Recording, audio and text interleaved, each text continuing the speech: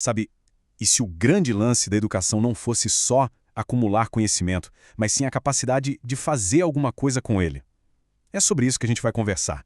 Vamos mergulhar nas ideias de Antônio Zabala e na sua visão, que é bem revolucionária, sobre o ensino por competências, uma abordagem que, no fim das contas, transforma o que se aprende numa verdadeira ferramenta para a vida.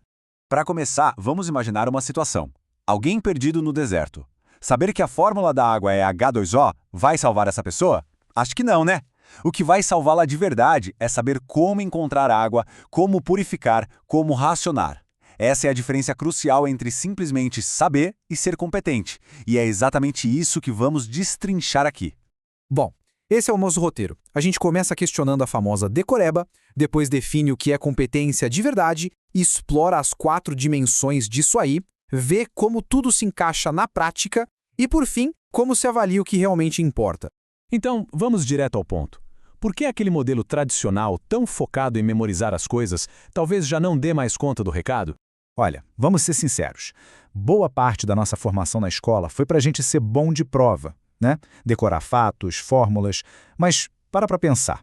Quando foi a última vez que a vida real apresentou uma questão de múltipla escolha?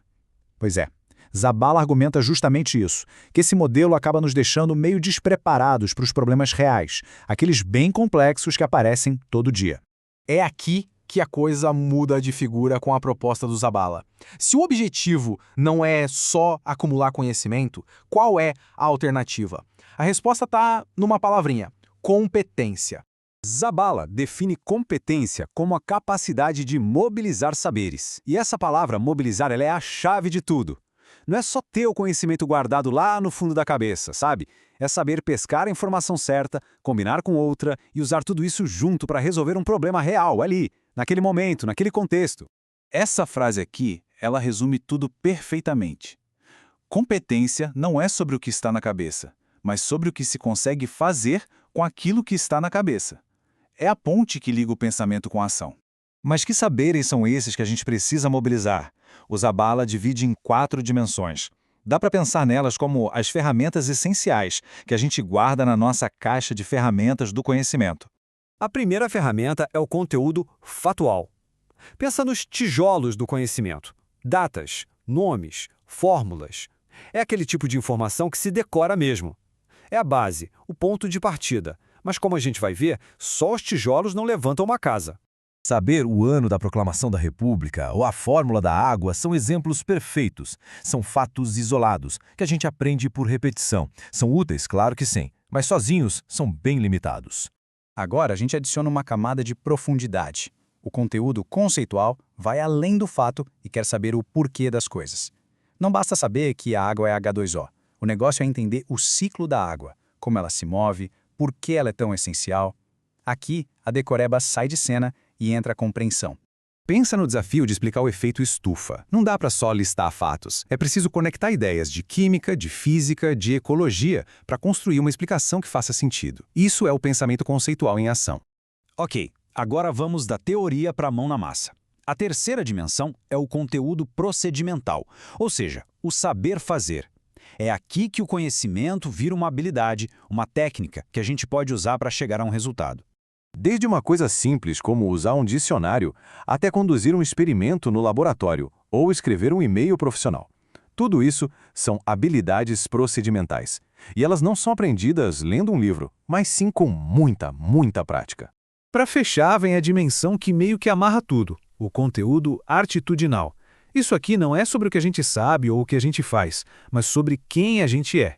Nossos valores, nossa ética, o jeito como a gente interage com as pessoas. É o famoso saber ser e conviver. Na prática, isso vira habilidade essencial para a vida, né? Como saber ouvir, colaborar de verdade num grupo, ou olhar para uma informação e pensar criticamente sobre ela. Essas coisas não se decoram, se vivem, se praticam.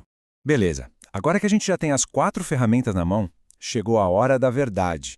Como é que elas se juntam para criar a tal da competência?